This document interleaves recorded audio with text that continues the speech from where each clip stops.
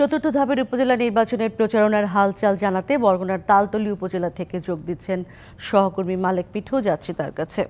মিঠু, ভোটের প্রচারণা কেমন দেখছেন? আচরণবিধি কতটা মানছেন প্রার্থীরা? বিস্তারিত জানাবেন। উর্মি, আপনাকে ধন্যবাদ। বরগুনার ষষ্ঠ ধাপে বা চতুর্থ ধাপে আসলে ভোট গ্রহণ অনুষ্ঠিত হচ্ছে। আমি এখন রয়েছি আসলে রাখাইন অধ্যুষিত যে উপজেলা তালতলী উপজেলায়।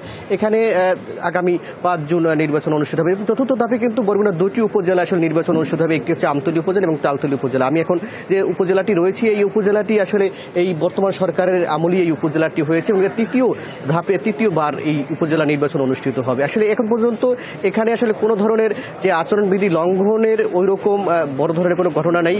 বিপক্ষ হয়তো বর্তমানের যে উপজেলা চেয়ারম্যান রয়েছেন তার বিপরীতে যারা প্রার্থী রয়েছে তারা আসলে কিছুটা চেষ্টা করলেও আসলে সব ধরনের এখন পর্যন্ত শান্তিপূর্ণ অবস্থানে কিন্তু এই উপজেলায় নির্বাচন অনুষ্ঠিত হতে যাচ্ছে। আমি আসলে এখন সরাসরি যুক্ত হতে যাচ্ছি আসলে এই বর্তমান যে উপজেলা চেয়ারম্যান এবং উপজেলা আওয়ামী লীগের সভাপতি রেজুল জুমাদ্দার। আসলে আপনার প্রচারণা কেমন চলছে? জয়ের ব্যাপারে কতটা আশা করেন? ধন্যবাদ ডিবিসি নিউজকে। আমি ইনশাল্লাহ জয়ের ব্যাপারে শতভাগ আশাবাদী এবং প্রচারণা খুব ভালোভাবে চলছে। অনেক উৎসাহ উদ্দীপনা আছে, কারণ এটা তো আমাদের তৃতীয় উপজেলা পরিষদ নির্বাচন। আমাদের নূতন উপজেলা হয়েছে আমাদের মাননীয় প্রধানমন্ত্রী জননেত্রী শেখ হাসিনার তার দয়াই মূলত আমাদের এই নূতন উপজেলা সৃষ্টি।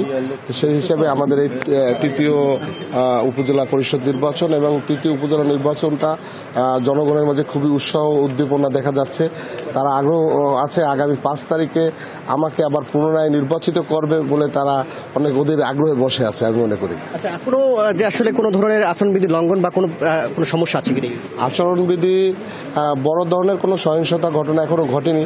তারপরেও যে আমার প্রতিপক্ষ আছে তারা একটু সন্ত্রাসী স্টাইলে কিছু মানুষকে ভয়ভীতি দেখাচ্ছে, এজেন্ট দেওয়ার ব্যাপারে, সেন্টারে দেওয়ার ব্যাপারে। তারা এর আগেও তাদের বিষয়ে আপনারা খোঁজখবর নিয়ে দেখবেন, তারা প্রভাব খাটানোর জন্য চেষ্টা করে। যেটা আসলে এখানকার যে চেয়ারম্যান অভিযোগ করেছেন, যেহেতু সে এখানকার যে চেয়ারম্যান পদপ্রার্থী রয়েছেন তিনি এখানে সাবেক আসলে উপজেলা চেয়ারম্যান পদ এখন প্রার্থী রয়েছেন এবং সাবেক উপজেলা চেয়ারম্যান ছিলেন।